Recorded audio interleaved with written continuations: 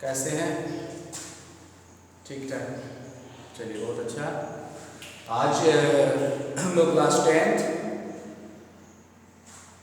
नेताजी का चश्मा लेसन का नाम है शीर्षक, और इसके लेखक स्वयं प्रकाश जी हैं।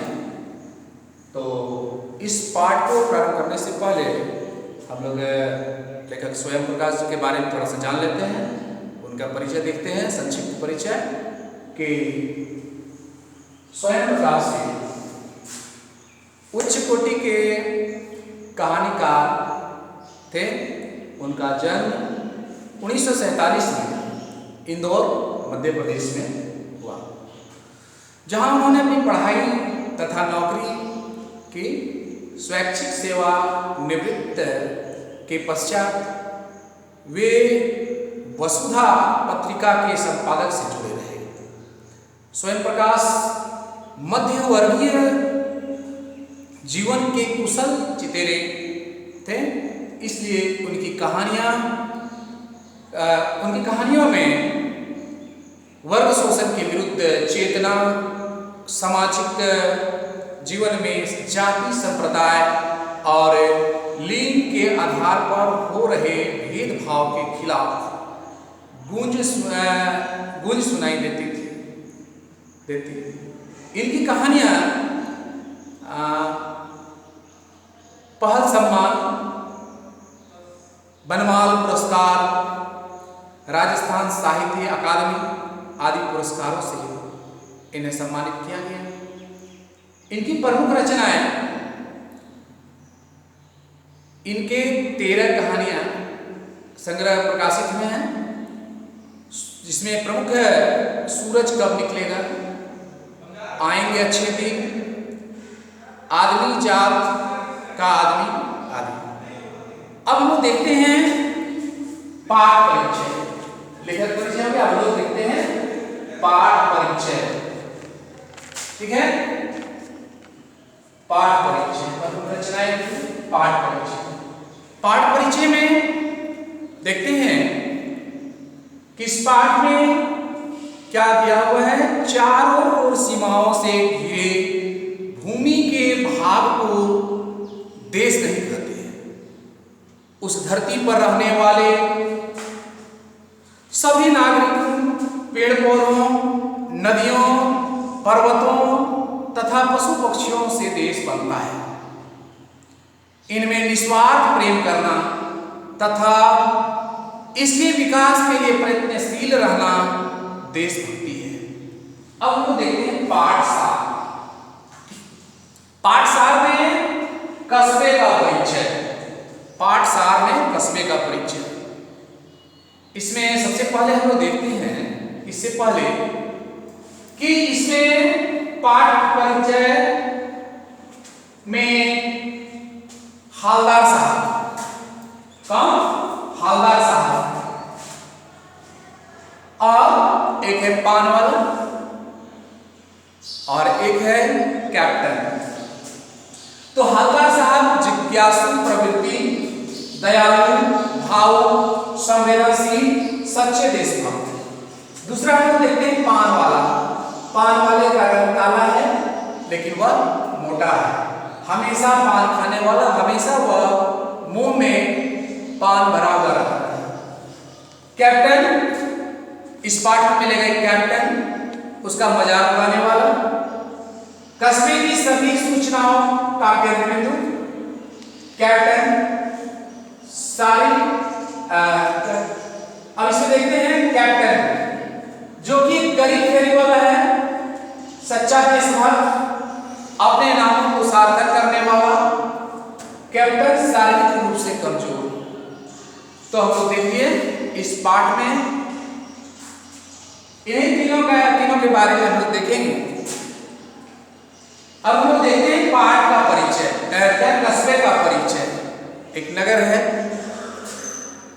हालदार साहब को हर 15वें दिन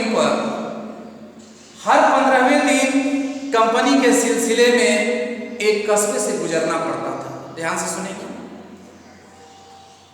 कस्बा बहुत बड़ा नहीं था।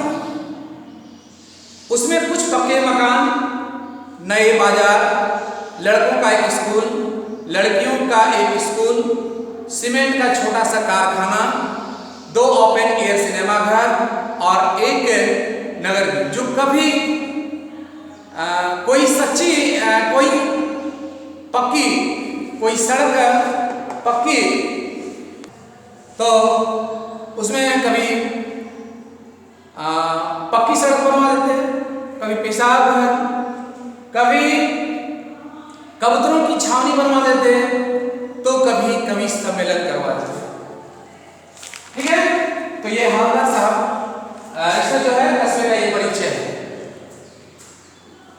और इसी नगर पालिका के किसी उत्साही बोर्ड या प्रशासनिक पदाधिकारी ने शहर के मुख्य बाजार के मुख्य चौराहे पर नेताजी सुभाष चंद्र बोस की एक संगमरमर पत्थर है, संगमरमर की प्रतिमा लगा दी।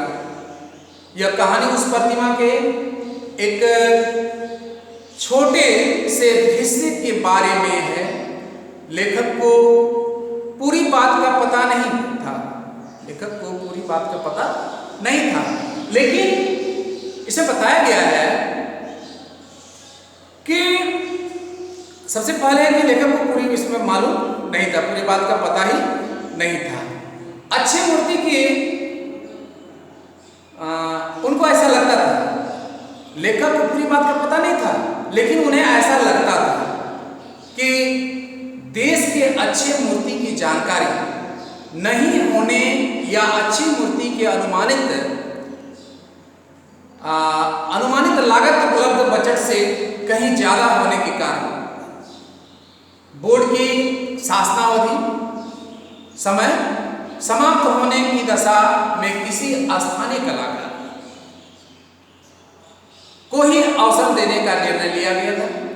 अंत में कस्बे के इकलौते यानी कि एक ही हाई स्कूल के ड्राइंग मास्टर मोतीलाल को ही यह काम सौंप दिया गया, उन्हीं को यह काम दे दिया गया। उसमें बताया जाता है कि जिन्हें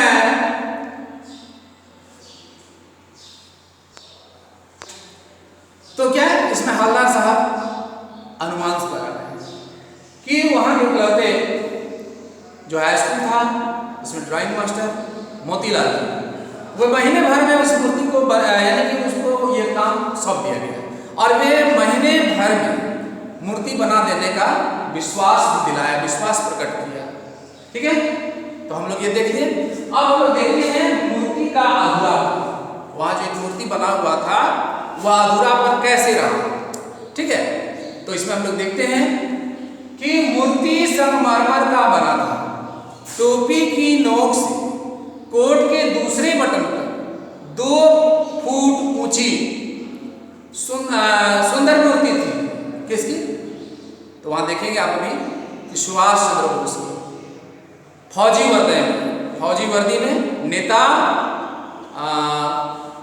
नेताजी सुंदर, मासूम और कमसीन लग रहे थे। मूर्ति को देखते ही किसके बारे में? हवलदार साहब जब उस कस्बे से गुजर रहे थे उस समय की बात है कि हवलदार साहब उस मूर्ति को देखते ही दिल्ली चलो और तुम मुझे खून दो मैं तुम्हें आजादी दूंगा, ये बात उनको क्या है याद आने लगती है। इस दृष्टि से वह सफल और सराहनीय कोशिश की। मूर्ति में केवल एक कमी थी। क्या कमी थी? तो वह कमी थी जो देखते ही खटकती थी। नेताजी की आंखों में संगमरमर का चश्मा नहीं था। मूर्ति संगमरमर का था लेकिन उनकी आंखों में संगमरमर का चश्मा नहीं था, ये चीज की कमी थी। ठीक है, एक साधारण और सचमुच के चश्मे का चौड़ा फ्रेम वाला जो है वह मूर्ति में पहना दिया गया था। ये बात उनको आश्चर्य लग रहा था। किनको? हवलदार साहब।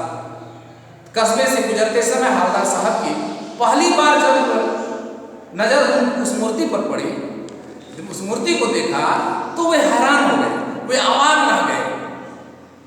क्या हैरान रहे, अवाक रह गए? उन्होंने देखा कि मूर्ति तो पत्थर का है, मूर्ति तो पत्थर की थी लेकिन चश्मा वास्तविक था। मूर्ति संगमरमर पत्थर की बनी हुई थी लेकिन चश्मा वास्तविक था। कस्बे से निकलने के बाद भी हवलदार साहब उस मूर्ति के बारे में हवलदार साहब बारे में सोच रहे थे कि मूर्ति तो संगमरमर के बने हुए हैं, लेकिन उनकी आंखों में जो चश्मा है वह वास्तव वह सच में है, सच का है, वह पत्थर का बना हुआ नहीं। ये सोचते ही थे। अंत में वे इस निर्णय पर पहुंचे कि कस्बे के नागरिकों को यह प्रयास सराहनीय है। उच्च बोलता है महत्व मूर्ति के रंग रूप या कद का नहीं, अपितु उसकी भावना, उनकी भावना का है, जिस भावना से उस मूर्ति को बनाया गया। वरना देशभक्ति आजकल मजाक की वस्तु बनती जा रही है। ठीक है, अब हम लोग देखते हैं हवलदार साहब का कद। क्या देखते हैं? हवलदार साहब का कद। दूसरी बार जब हवलदार साहब उस कस्बे में आए, दूसरी बार जब हवलदार साहब उस कस्बे में आए, उस कस्बे से होकर जब गुजर रहे थे तो उन्हें मूर्ति में कुछ अंतर दिखाई दिया। पहले बार से कुछ अंतर दिखाई दिया। ध्यान से देखने को उन्हें पता चला कि चश्मा दूसरा है। पहले दिन दूसरा चश्मा था, आज दूसरा चश्मा है। तीसरी बार फिर जब उस कस्बे में आए उसमें फिर देखा कि आए तो तीसरी बार फिर उसमें चश्मा नया लग गया। अब तो हवलदार साहब की आदत सी पड़ गई, वो जब आते चाहे वह उस मूर्ति की ओर जरूर वे देखते थे। उनकी आदत सी पड़ गई कस्बे से गुजरते समय चौराहे पर रुकना, उनको रुकना ही था और मूर्ति पर ध्यान से देखना कि आज आखिर क्या है। एक बार हवलदार साहब अपने आश्चर्य को रोक न पाए और पान वाले से पूछी। वहाँ एक पान वाला था उस चौराहे पर, वहाँ पान वाला था, उससे मैं पूछी भी कि नेताजी चश्मा, नेताजी का चश्मा हर बार कैसे बदल जाता है? ये जो मूर्ति है नेताजी का, उसमें चश्मा हर बार कैसे बदल जाता है? तब पान वाले कहते पान, उनके मुंह में पान भरा हुआ था, पान मुंह में ठूसे हुए थे, ठुसा हुआ था और काला मोटा खुशमिजा पान वाला। पहले तो आंखों से हंसा, आंखों से आंखों में ही हंसा। उनकी तौन थिरकी, वह मोटा भी था, तौन था, उनकी तौन थिरकी, पान में जो मुंह में था उसको वह थूका, चूंकि वह बिना थूके वह कुछ बोल नहीं पाता तो उसको भी वह थूका। कौन थूका? पान वाला थूका और लाल काले दांत दिखाकर बोला, वह कैप्टन चश्मे वाला करता है। एक कैप्टन है, वह चश्मे वाला ही ऐसा काम करता है। हवलदार साहब उनकी बात समझ नहीं पाए।